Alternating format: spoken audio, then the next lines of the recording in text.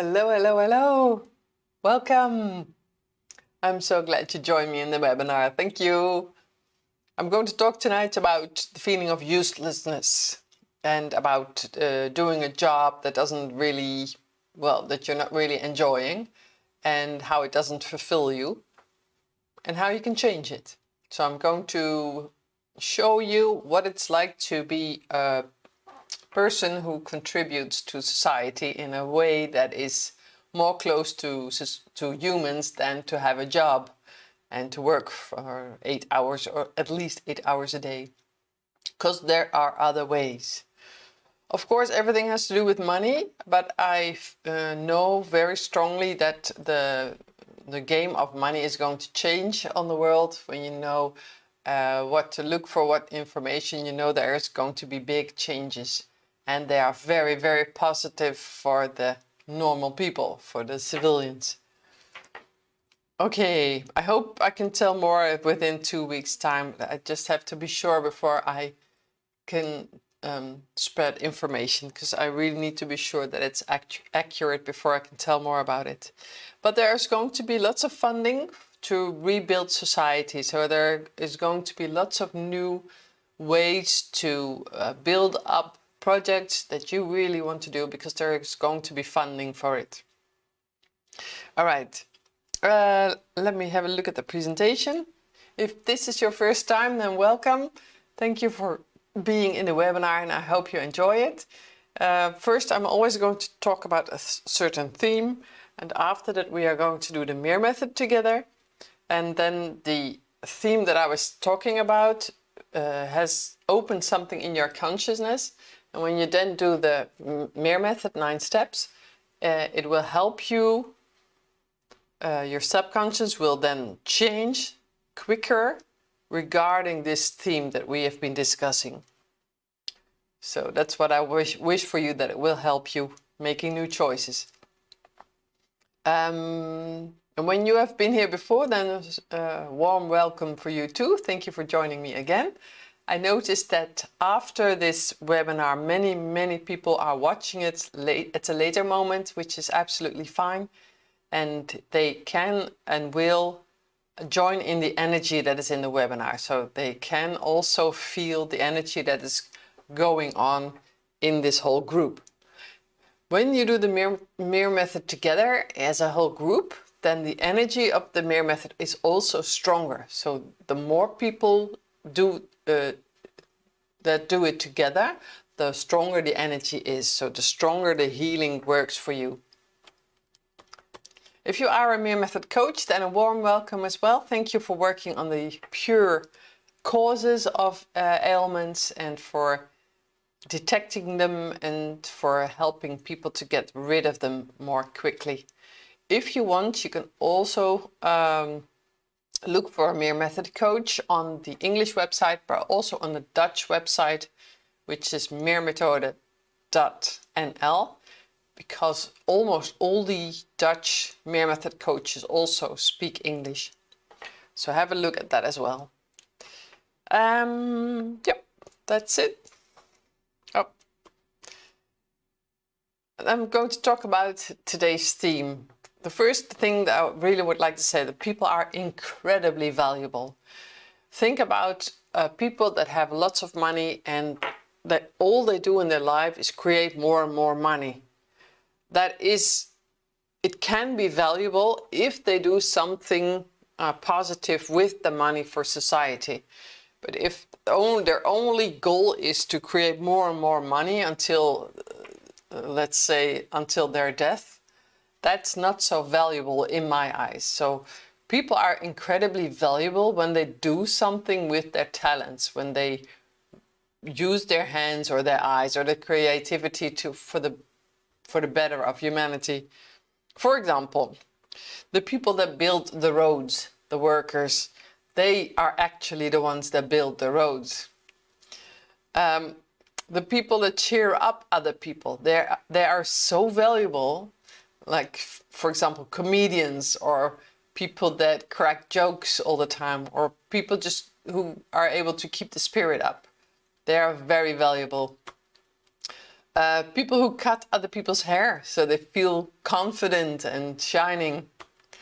People who repair clothes of other people. The clothing industry, the fashion industry is the first or the second most polluting industry in the world. So when people start repairing clothes, they are so valuable. And not everybody's good at it. I know how to change a zipper in a trouser, so I take out the zippers and I put in a good working zipper. But not this week. I was sewing a zipper in the trousers of a friend of mine, and I don't know exactly how I did it, but I ended up sewing the zipper on both sides of the trousers. So the trousers couldn't open anymore and the zipper was on one side of the trousers. I thought it was brilliant. It was absolutely a piece of art. So I have to take it out again and start again, but that's fine because I'll learn a lot from it. But the people who repair clothes are very, very valuable. The people who wash sick people, who take care of sick people, very valuable. And do we see it in their people's paycheck? No, we don't, but they should. If people are taking care of their old mother or father and washing them, helping them, they should have money for that. And that is actually what is coming. So there are lots of funding for people who do good. Who grows vegetables? That's such a dedicated work for a long time. For one cabbage, it takes about 3 or 4 months to grow. So I think these people are wonderful when they dedicate their life to growing vegetables. Very valuable. So these are just a few examples, but there are so many ways people are valuable for each other, for themselves, for society. Now, the other side is, what does uselessness do to you? I was in an office job, I think about 12 years ago. No, that's not possible because the MIR-Method is 12 and a half years old now. So I think it's like 15 years ago. I was in an office job and I was working at a computer and shifting around papers, and I felt like I was not contributing at all. And then I got sacked and I became a therapist, and I was able to help people get rid of allergies. So their whole life, their body healed, but their whole life healed. And I was feeling so happy about that. So that's when I felt useful. But what does uselessness do to you? I think you have heard of burnout, but there's also a thing called bore out. I think you also know that. That's when you write it, it's B-O-R-E, bore. And it means that you are tired, it's tiresome, it's tedious, it doesn't inspire at all. And a bore out can also cause eventually to fall ill. What does uselessness do to you? It makes you sad. So there's this deep feeling of wanting to belong to other people, but when it doesn't come, it feels like you don't belong to the group. You feel left out, and it gives sadness. We don't want to be left out. We want to be part of a group. And the other one is that when the sadness takes too long, it ends in depression. It can end in depression. So that's what uselessness does to you. So I think it's very important that you look at what you do in life. What is your daily routine? What activities do you do? Do you get paid for them or not? When the money isn't a problem anymore, this is a very important question. I don't know if it's in my presentation, but when the money is not important anymore, I think the question comes later on. When money is not important anymore, what would you like to do? Who would you like to be? How would you like to live your days? Would you like to calm down and get so much more rest in your days? Or would you like to pick up some activities like outdoor things? What would you like to do? I'm going to inspire you with 20 different kind of missions that you can pick up. Like 20 ways of living your life. I have written them in this book. This is in Dutch, and I'm looking for publishers to translate it into English and to publish it. And this book is when you say it in English, it's translated something like, "Why for peace's sake am I on earth?" So that's the title. So why for peace's sake am I on earth? And the answer to that is in the book, and it's to create peace. So I believe that you are on earth here to help contribute to create peace. So you are one of my tribe. And the other one is to build up your community, to make it healthy again. Now, how do you do that? When you don't need to work for money, these are the 20 different kinds of ways that you can live your life. It's in the book. And I'm just going through them shortly so you get an idea of what I'm thinking about. So people are most valuable when they have a happy heart, when they do things from within because they are inspired to do so, because it's their nature, because it's easy for them. That's when people radiate. That's when their heart lifts, when they are happy. And it's not expressible in money. It's not possible to put a salary on it. So the first one is to be a heart lightener. That's when the comedians come in. It's the people that bring flowers to people. It's the people that write cards. It's the people that crack jokes, that make fun. They keep the spirit high in a group. That's a heart enlightener, I should say, heart enlightener. The second one is a promoter. That's a person who says, "Oh, yes, that's a wonderful idea, go for it."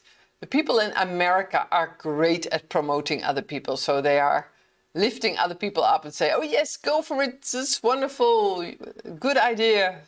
I really like it when people are like that. 3, the structurist. That's a person that brings a lot of structure to work. They get this archive all neatly tidy. They know where to put one paper. I love structurists because I am not structural myself. I'm a very chaotic person because I'm very creative. So I love people who bring some structure around me. And they are very valuable to me. The 4th one, the listeners, are very valuable too. People that really intensely listen to other people are so helpful and they are so healing. But that can also be at a bus stop or at a school or in a family situation.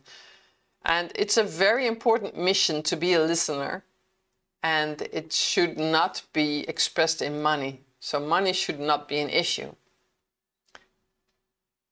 And money-wise, that's going to change worldwide. So we have to start thinking about how to spend our life. So when you realize that you are a very good listener, that's what you need to do in life. The 5th one, a manager. We don't need so many managers. And the ones that we need are the ones that are heart-driven. So they look at what's best for the people, what they need, what kind of apparatus they need, what kind of machines. The 6th one is a money collector. A money collector is a person that has money, that has quite a lot of money through hard work or through maybe a inheritance. So when a father or mother has deceased, or through lottery winning. There are people that just, I don't know how they do it, they just have collected lots of money. And when they are conscious of the power of the money and they distribute it to the society, that's when they are really helpful. And I know there are many people coming heart-driven with money who are going to build up society again. Then the 7th one, the culture crosser, that's a person who knows from within about 2 different cultures and can explain from one culture to another how it works. So they help build these cross bridges between different cultures. Very valuable. The 8th one is a bridge builder. That's a person who says, oh, you really like cats, don't you? And I know a person who also really likes cats, and you really have to meet each other. And then they bring these 2 people together. That's a bridge builder. I love it when people do that. So that's how people can connect with each other. The 9th one is an inventor. We really love inventors in our society. We need them. They are very often alone because they need time to think and to experiment and to create, but they need a team around them who takes care of them. So inventors need assistance, and they really blossom when they can just do their work and not be disturbed, but they do get a meal or housing or whatever. So that's how a society works, how they work together. Then the 10th one, a knowledge sharer. That's a person who has a lot of knowledge and likes to tell others, like teachers, for example. And isn't that a crazy word? Knowledge sharer. I like it. Then the 11th one is a nature worker, people who have really affinity with nature, with trees and parks and flowers. And they understand animals maybe, and they can work with that very easily. And maybe they can show others how to deal with nature and rebuild nature, because that's important too. The 12th one is a purifier, maybe a person who cleans a house or a person who energetically cleans a building or a room. Very valuable. 13th one is a caretaker. People who take care of other people are very valuable when they wash other people or make sure they take their medicine in time. 14th one is a body lover. People who like to live in their body and express through their body. For example, dancers or sports people or people who like to cuddle and touch other people, like masseuses. Very important that you realize that that is the main thing why you are on earth, because you really love doing it. That's when you radiate this energy of this heart energy, and that inspires others as well. The 15th one is a beauty lover. For example, people who like to make a face beautiful, or hair, or a body, or who like to make a house really beautiful, or a practice, or hospitals. So there are people who have this as a gift, talent. They know easily how to do that. I am not a person who can do that. I find it quite hard to decorate a house. But I have a wonderful daughter who can. So that's easy. 16, a healer. People who have, for example, energy in their hands and they can help heal other people through their energy. Wonderful. 17, people who can manifest easily. So people who can make sure that projects are built up from the ground. They can create a team very quickly and they make sure that it really is going to be concretely in reality. So that's people who can manifest easily. The 18th one is a creative person, creativist. I don't think the translation is very good, but people who are very creative, like painters or artists or singers or songwriters, but also people who have very creative minds that can easily come up with very creative solutions. Very often these are children of about 13 years and younger. They have very creative minds. So we should look at those younger people as well. 19th one is a very, very tough one. That's the truth bringer. If you are a bringer of truth, or truth bearer, I think you call it in English, that's quite a harsh mission in life, because it's These people know things that other people don't, and they don't easily accept it as the truth. So these people are standing alone quite often, unless they find other people who know about this truth as well. And then they can bind together and they can make it stronger. So the more truth bringers know about it, the stronger they stand. I think these are heroes and we should really cherish them, but it's a tough mission. Then the 20th is a light bringer, and a light bringer is a person who has this like angelic light inside of him or her, and they have these sparkly eyes, and when they come into a room, it's as if the room lights up. So they have this wonderful energy about them that lifts up other people. They don't have anything else to do. They just have to enter a room and that's it, really. So it can be a difficult one because you don't have to do anything, but it is a very, very valuable mission. You can have more than one of these talents or gifts inside you. That's possible. You can, maybe you recognize yourself in more than one. Very possible. And it's also possible that you change during your life. So for example, at 13 you are a creativist, and then later on you become an inventor. And maybe even later on you become a caretaker for your mother. So that's possible that you change your missions throughout your life. Very important is that you get to know yourself. Who are you? What kind of talent do you have? What kind of gift do you have? And there are ways to look at those or to find those. For example, you can do these personality tests.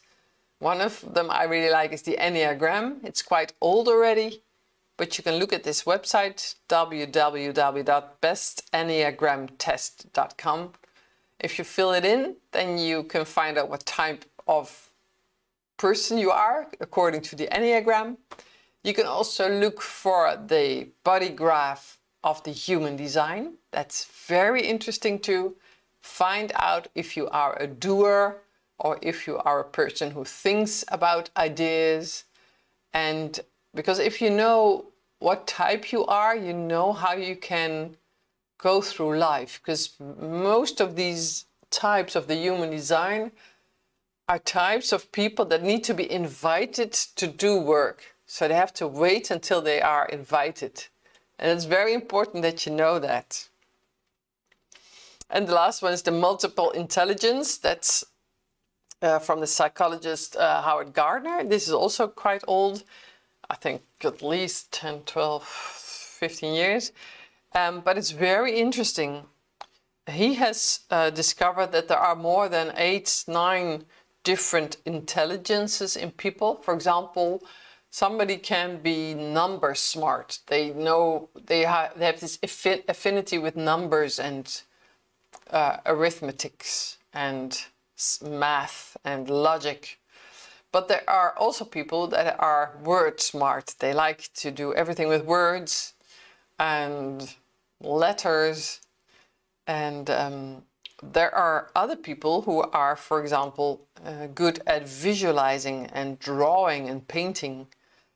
And there are others who are good with music. And yet another intelligence is being good with your body. For example, being a dancer or somebody who has good motor skills with the fingers for these fine motoric skills. And another intelligence is when you can deal with other people very well.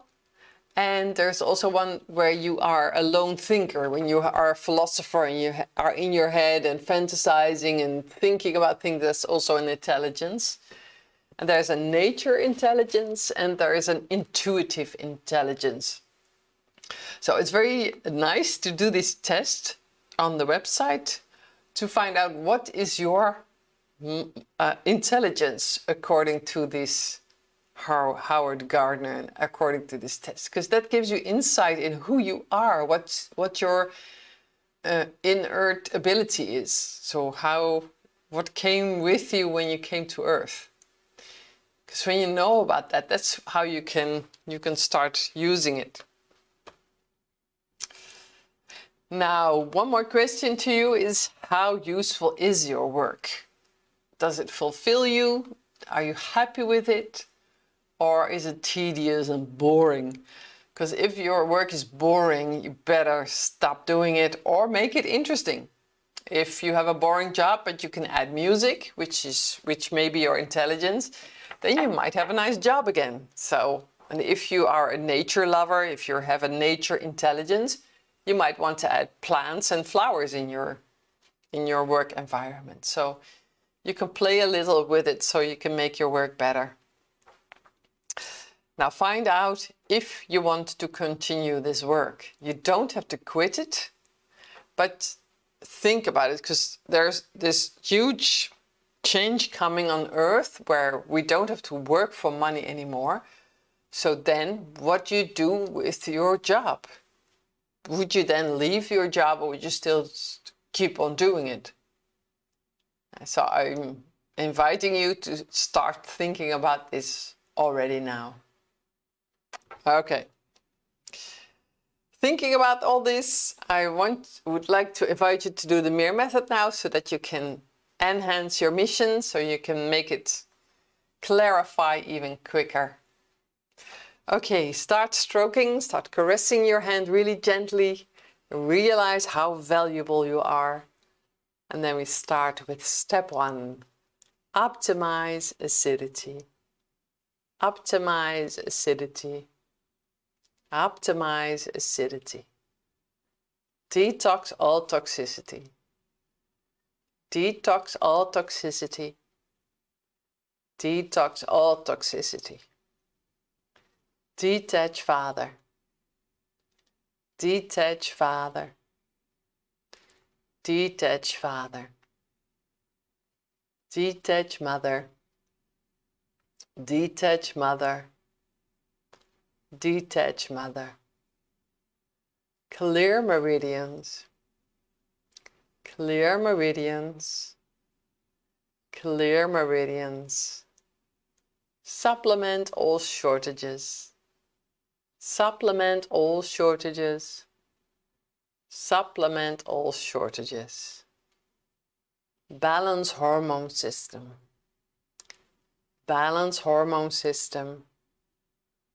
Balance hormone system. Fulfill basic needs. Fulfill basic needs. Fulfill basic needs. Optimize chakras and aura. Optimize chakras and aura.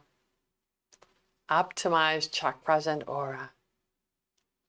Clarify mission. Clarify mission. Clarify mission.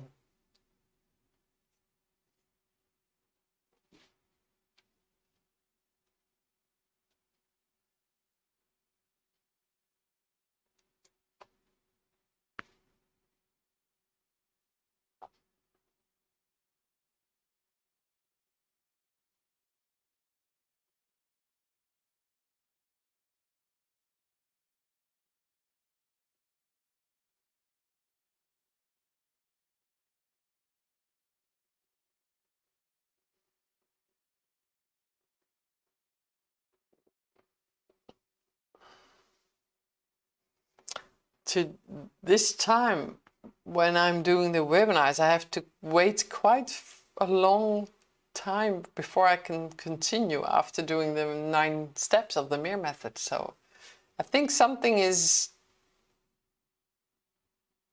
the impact is quite strong this time. So I wonder if you felt anything, if you noticed anything, then please write it on the website. I will show you the link later on in a minute. I would like to urge you to have a look at the 2 courses that are on the website, the Additional Techniques course and the Deep Understanding of the MIR-Method course.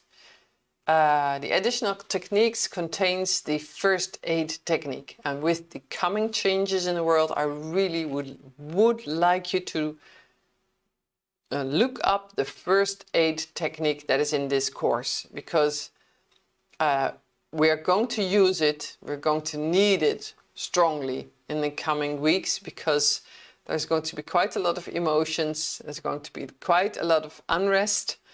And when you do the first aid, you can help yourself and also your family and also the people around you to stay calm.